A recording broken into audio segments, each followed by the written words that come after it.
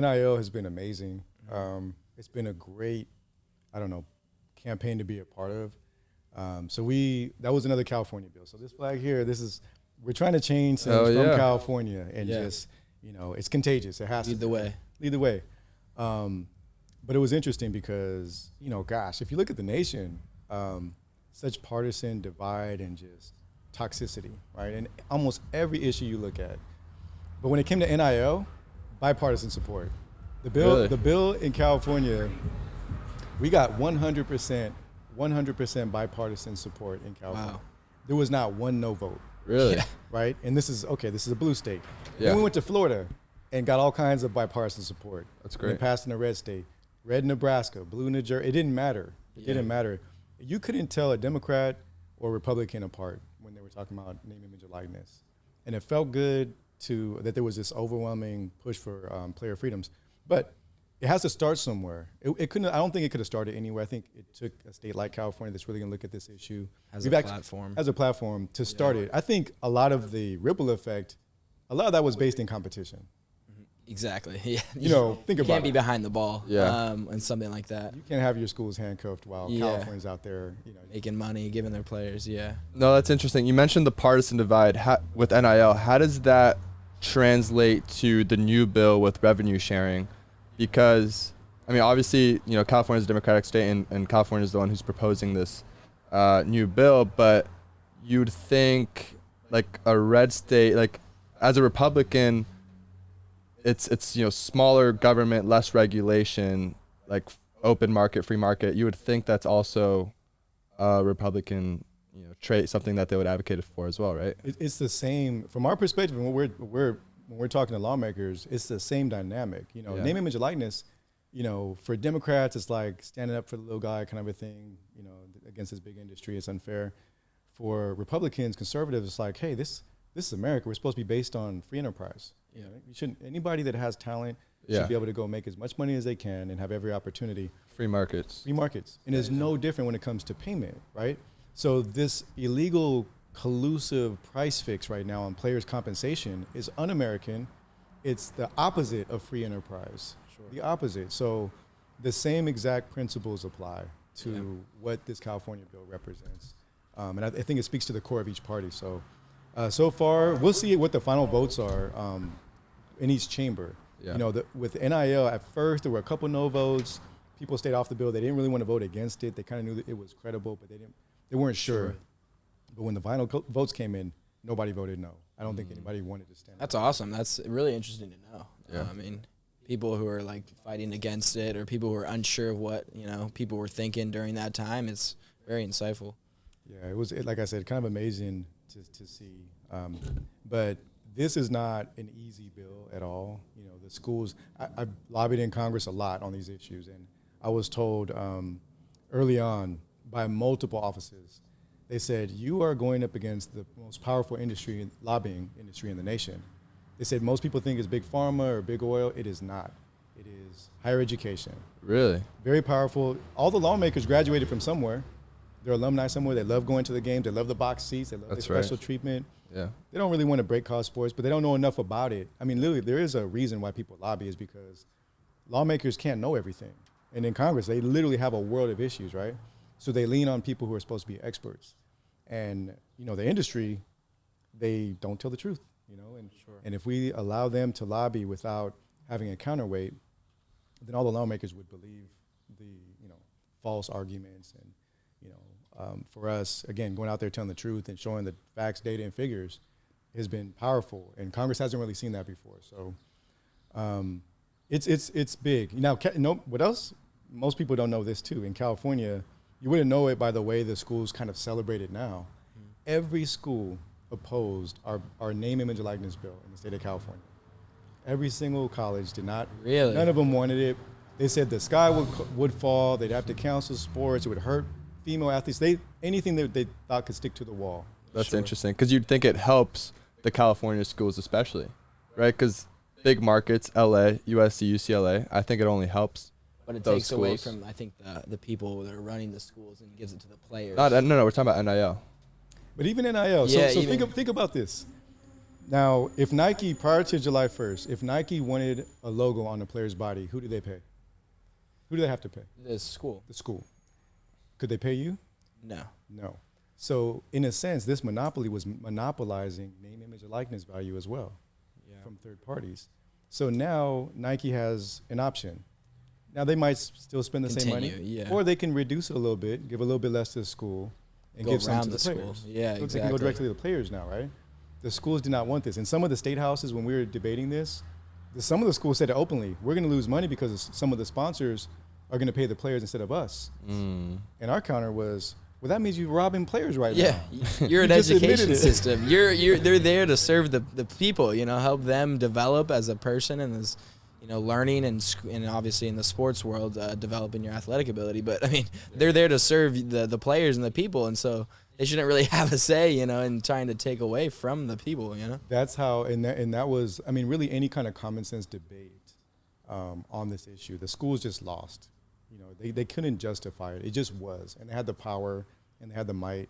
They opposed it for what you said, Matt. They just didn't want to lose not even an ounce of, not one penny. They didn't want to lose one penny of their monopoly on name, image, and likeness. Think about this. If you remember, I remember going to autograph signing, especially for bowl games, right? Oh, yeah. You sit there for an hour, hand cramps, you're signing autographs, and the school is selling like exactly. Yeah, you're just like, man, have a break, you're trying to tap out, like water or something. Get a sub. We got a break. So you're signing autographs, and the school in turn goes and fundraises. They make money off of selling these balls and apparel and everything, and none of the players signing autographs are allowed to get one penny of doing the same thing. They couldn't go auction off their shoes, or even I think one person got in trouble for selling their bowl ring one time. I didn't know you couldn't sell your bowl ring after all these years. I'm like, wait a minute, they can't sell their own bowl ring? It was against name, image, and likeness rules. They kept that monopoly tight. So this is just about power and money. This is not about doing the right thing in terms of what the industry has done. And it's the same when it comes to this bill, actual compensation. There was a meeting with the lobbyists, all the schools and the representatives, with Senator Bradford, off his office. I was on in a Zoom, and one, I think actually it was USC's lobbyist said, well, if this bill passes, we're gonna have to cut sports. We don't have any choice. And I said, well, first of all, you do have money. Every school, you have the richest coach in the nation right now. It's kind of a hard sell, right? It's kind of a hard sell when you're saying we don't have money, we have to cut other sports. Sure. But that was, so I asked him, I said, all of you, I said, are you just against players getting anything at all, or is this an affordability issue that you're claiming? Are you against paying players one penny above what they get? $10, $100, $1,000, or $10,000, or what? Where are we at? Where are you here? drawing the line? Yeah. They refused to answer. It was just crickets. Because at the end of the day, we've seen this before. I wanted to make sure it was very clear. They don't want players getting any money. It was not an affordability issue. It was a monopoly issue. That's what we're up against. So, again, we have the facts and figures we can show. There's ways to do this where you can preserve all sports and provide fair compensation for college athletes. Yeah. And that's what we're trying to do with this bill. Now, are there concerns that the disparity in revenue between college football teams, so say SEC teams who may make more than a smaller FBS or FCS school who can afford to pay players more, that increases the divide between the two? Or are they planning on standardizing, like, okay, all FBS teams, this is your base salary, or all conference teams within that division get this amount? Or is it different by university? That's a great question. So, what we're hoping eventually, I think if this California bill passes, there's a very good chance that Congress is going to want to take something up. And our proposal in Congress was actually already introduced by Senators Cory Booker, who played football at Stanford, and Richard Blumenthal. I didn't know you played it. Yeah, that's awesome. Yeah, he played at Stanford, and he's been on this issue for a long time. He's great. Okay. So he introduced the College Athletes Bill of Rights, and we helped heavily on the bill. And what that would have done, it would have guaranteed players in a given sport an equal amount of money. So it would have provided 50% of revenues, right? And that, just to be clear, that's minus the scholarship, because the scholarship is a payment, right? So we're counting that. We're not trying to get over. We're not trying to get more than 50%. But 50%, so that goes into the 50% you're saying? Correct. Okay, interesting. In terms of the calculation. So really, you're paying your way through college is what, you already are paying your way through college. You're just getting shortchanged. So it would give everyone, say all football players in the FBS division would get the same amount of money. It would make sure that it's equal. Now, a state doesn't have that ability really to do that nationwide. Federal. We had proposed, the earlier version of this bill with Senator Bradford, we had proposed that players throughout California in a given sport would get the same amount if they were due, if they were being shortchanged. But the Senate Education Committee, they actually wanted it a different way. And like I said, we can't control everything. So really it will be just based on your school's revenue, period. Your school's revenue. So players at USC might get paid more or less than players at UCLA. That's going to affect No. recruiting a lot, I Yeah. bet. 'Cause you start winning, like a team like Alabama or Georgia. Who just Bama won the for sure makes national- the most, right? Yeah, I mean, now you're like, I'm just going to go to Bama because I can make, the most money at least. So Yeah. so what's interesting, and the question is, and that's kind of the question that we have, and the answer is this. And in the O'Bannon case, as I mentioned, Ed O'Bannon versus the NCAA, it was an antitrust lawsuit. The school said, anything will ruin competitive equity. NIL even would ruin competitive equity for the same reason, right? And after 6 years of deliberation and all the expert testimony, the court concluded that even under restrictive NCAA rules, there is no competitive equity. The Yeah. first school you mentioned was who? Alabama. So what if Alabama got the best recruits? Is that what you're asking? yeah, they already did. What if they won the Natty every year? So, and USC. Now look, Sure. and I'm a Bruin, right? And I looked and saw Lincoln Riley go to your school, and I thought, it seems like a competitive. They're doing this because they want a competitive advantage. He's one of the most sought after coaches. They're paying him the most in the nation now. Caleb came right over, right? So Yep. there is no competitive equity, right? And so our argument the whole time, and even no one's capping coaches' salaries, right? Sure. UCLA and Cal, their football coaches make about $4 million. Lincoln Riley's getting about $11 million, Yeah. almost 3 times as much.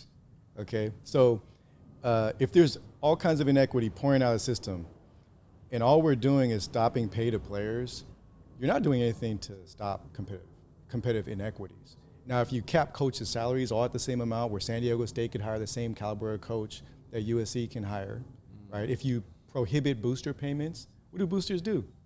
They boost, Yeah. right? They want recruits, Yeah. right? Exactly. So they can't pay the recruits. They haven't been able to pay the recruits directly. So over all these years, USC, I can probably guarantee you, has had more booster support than Fresno State. Sure. But For you're in the sure. same FBS division. Is that fair? Is that Yeah. competitive? Is USC losing recruits to San Jose State because things are fair? No. Exactly. In Congress, when I testified, I had the stats at the time. Ohio State versus Ohio University. They're both in the FBS division. Yeah. Well, guess what those revenues were in comparison? A lot different. There's a whole so Ohio State at the time was $225 million in revenue, and Ohio University in the same division about $30 million. 30. Crazy. So here's the thing. From our perspective, college athletes should not be denied a stitch, not one penny in value, not one protection, just so the industry can pretend that competitive equity exists. Period. Now, if it opens things up and USC actually ends up paying more than any other Pac-12 school just because of the formula and you have an advantage, then so be it. Look at your coach. Yeah. You're already banking on an advantage with that. That's a heavy true. investment, right? Yeah. And NIL now. And With NIL. boosters as well.